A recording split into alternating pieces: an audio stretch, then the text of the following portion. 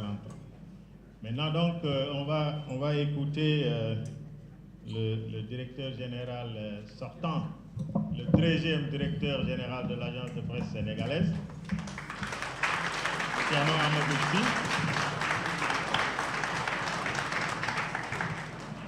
qui aura réussi en moins de 2 ans à faire sortir l'agence de presse sénégalaise de sa torpeur. Et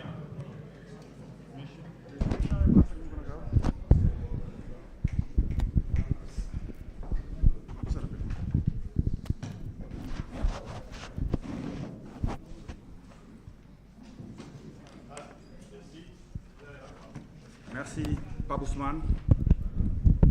Alhamdulillah, alhamdulillah, alhamdulillah. Vous aurez remarqué que je n'ai pas rédigé le discours. Ce que je vais dire ici, je le dis du fond du cœur. Je rends grâce à Allah subhanahu wa ta'ala qui m'a permis de faire partie de ces Sénégalais qui ont été choisis pour travailler pour leur pays à une fonction aussi stratégique que la fonction de directeur général. Je remercie tout d'abord le président de la République, Macky Sall, qui m'a fait confiance en 2022 pour me mettre à la tête de cette structure stratégique et importante, l'agence de presse sénégalaise.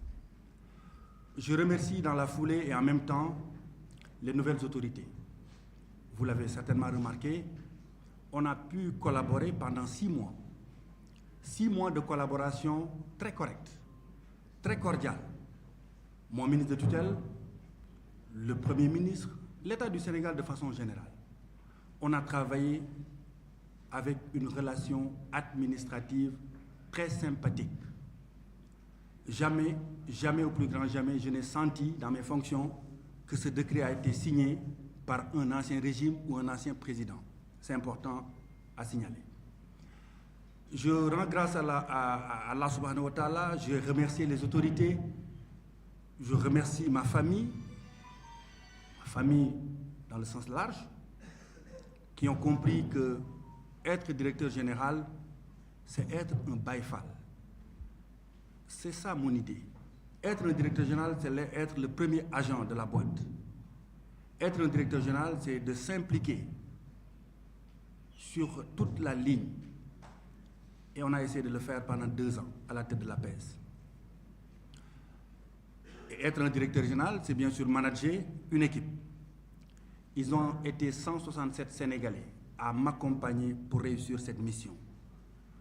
On a fait des résultats, on a fait des performances, on a repositionné l'APS, mais on ne dira jamais Thierno tout seul. C'est toute une équipe qui a été derrière. Cette équipe a soutenu, cette équipe s'est engagée, cette équipe a fait ce travail qui a donné ces résultats que les Sénégalais sont en train d'apprécier.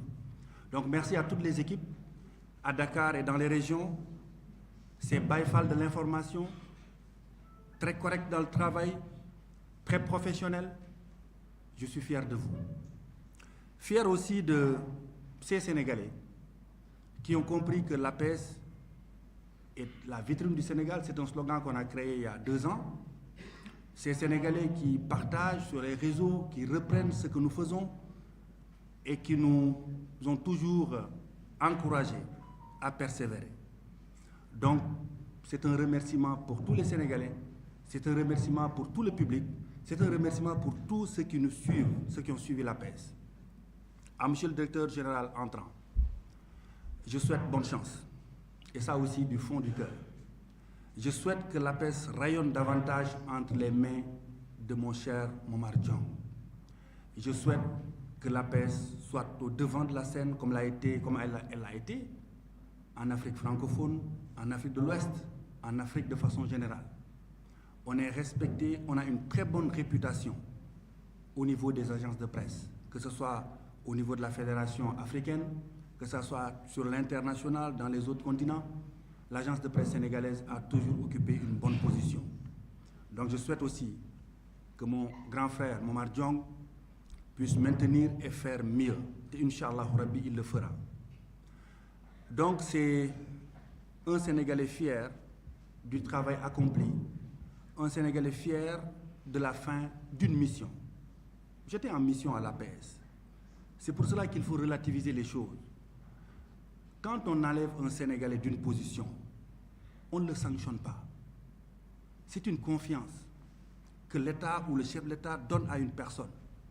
Mais le chef de l'État peut détecter une autre ressource, un autre Sénégalais, qui peut faire ce que tu es en train de faire.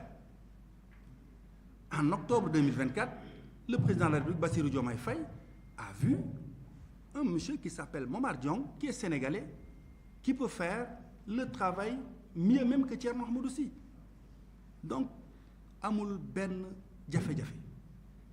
Je m'en vais sant borom bi Momar wax naa la ko di ñaan sunu borom jox la kàttan ak mën-mën ba nga def lu raw li ma fi def waxu yéene la binduma discours sama xol laa ko tibbe ñu ngi sant nag sunu borom bu baax a baax ci lu ñu mayee opportunité doon ndaw doon sénégalais ñëw jiite kër gu toll nii ñëw jiite kër goo xam ne ba nga koy jël yàlla rek xam li fi nekkoon ci jafe-jafe waaye yàlla dimbali nañu onkuñu yuuxuwuñu jooyuñu porté nañu ba yàlla dimbali ñu am ci ay résultats liggéey boobu nag ñu ànd ci ak ay sénégalais yoo xam ni ku nekk àndoon nga ci ak pas-pas jàppale ñu kon bu ñu fi tollee baax nañu sant ki nga xam ne moom moo ñu dénkoon loolu di président de la république Macky Sall ba muy doon président bu Sénégal baax na itam ñu sant kilifa yi nga xam ne ñoom ñoo ko fi wutu ndax bu leen neexoon ci semaine bu njëkk bi ñu wàccee ma liggéey naa ak ñoom juróom-benni weer ma collaboré ci ak ay autorités yu am solo ci réew mi amul benn yoon boo xam ne sentir naa ci sama liggéey ne yow du ñun ñoo la faloon kon loolu itam dañ koy rafetlu sante ko borom bi sant yàlla bu ñu mayee loolu yëpp ñu accomplir ko ànd ci ak sénégalais yi kon li ma bëggoon wax tey mooy Sénégal ak man ma jàpp ko te mu doon sama àqulaay taala waxantuwuma du nit dindi nañ la ci bërëb da nga ci ànd ak mer ak ànd ak leneen mission la buy jeex ndax léegi Pape Ousmane wax na ko man maay fukk ak ñetteelu directeur général bu APS kon am na ñeneen ñu fi jaaroon am na ñeneen ñu fi ñëw ëllëg kon nañ ko jàppee noonu te loolu yaakaar naa jàppale nañu ba man ak Momar wax dëgg yàlla ñu déggoo ci yu bëri waxtaan ci yu bëri te loolu itam dafay wéy yaakaar naa sax maa ngi fi tàmbali woon benn rubrique bu ñu naan portrait boo ma bu ñu waxaalee nga fay ma tuuti ma ñëw di ko def bu ñu waxaalee bu dee di ma compal dara ma ñëw di ko def donc du coup ñu ngi koy sante borom bi bu baax sant yàlla xam ne réew mi ay ndaw lañu fu ñu teg dañ koy liggéey APS bi liggéey nañu ko avant ñu koy nekk ci leneen lañ nekkoon dañ fiy jóge itam dem ci leneen loolu am solo moo tax ma ni Momar yéene naa la résultat yi ma fi def bu dee benn la yal na la yàlla jàppale nga def ko ñaar nga ànd ci nag ay nit ñoo xam ni wax dëgg yàlla ay professionnels lañu ñi nekk fii ci Dakar ak ñi nekk ci biir région yi ku ci nekk am nga taxawaay bu mat sëkk ci liggéey bi moo xam audiovisuel la moo xam dépêche la moo xam keneen ak keneen ku ci nekk taxaw nga taxawaay bu am solo am nag liggéey yoo xam ne jarul sax ñu ko fii fàttaliwaat ndax Sénégal gis nañu APS ñaari at yi jéego yu mu def kon ñu ngi koy sante borom bi di sant ñëpp di wax ne incha allahu rabbi bonne chance à la nouvelle direction générale au nouveau directeur général Momar na sunu borom def ci xéwal téye ko ak loxoom incha allah jërëjëf.